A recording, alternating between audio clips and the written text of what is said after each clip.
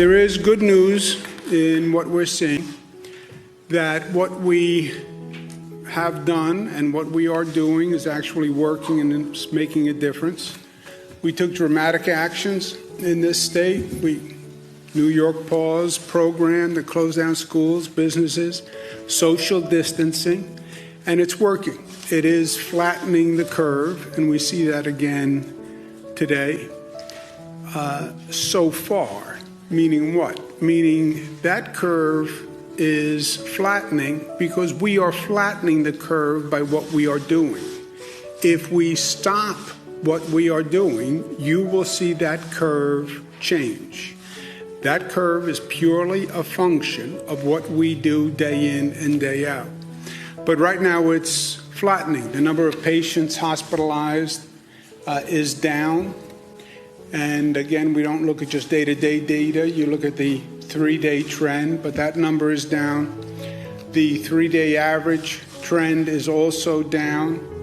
Anecdotally, the individual hospitals, the larger systems are reporting that some of them are actually releasing more people than are coming in, so they're net down. So we see the quote-unquote flattening of the curve. We have more capacity in the hospital system than ever before. Dear friends, welcome to watch our channel Home Biz Billionaire. Dear friends, welcome to watch our channel Home Biz Billionaire.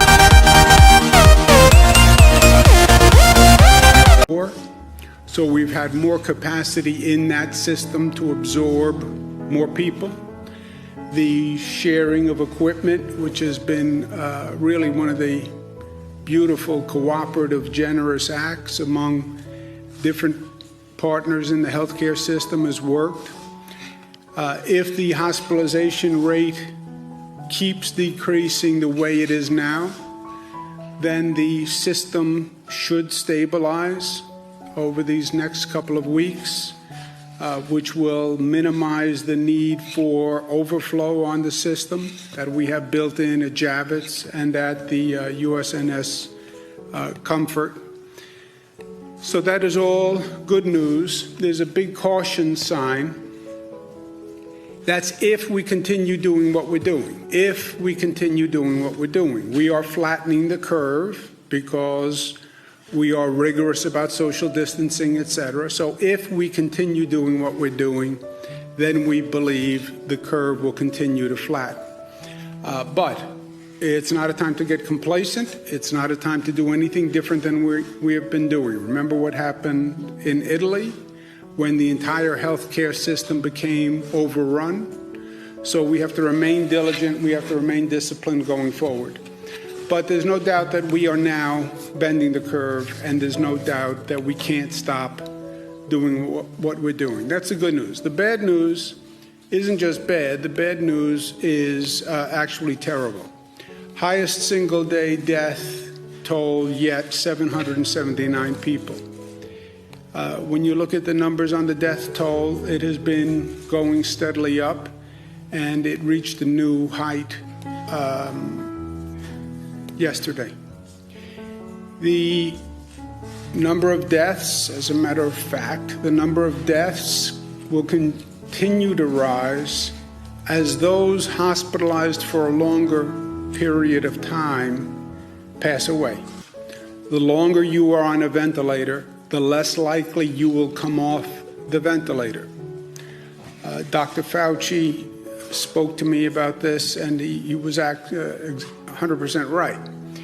The quote-unquote lagging indicator between hospitalizations and deaths. The hospitalizations can start to drop. The deaths actually increase because the people who have been in the hospital for 11 days, 14 days, 17 days pass away. That's what we're seeing. Hospitalizations drop and the death toll rises. I understand the science of it. I understand the facts and the logic of it, but it is still incredibly difficult to deal with. Every number is a face, right? and that's been painfully obvious to me every day. But we have lost people, many of them frontline workers, many of them healthcare workers, many of them. Okay, that is the governor of New York, Andrew Cuomo, giving an update. Billionaire. Your global entertainment. If you like it, please subscribe our channel for latest news and movies.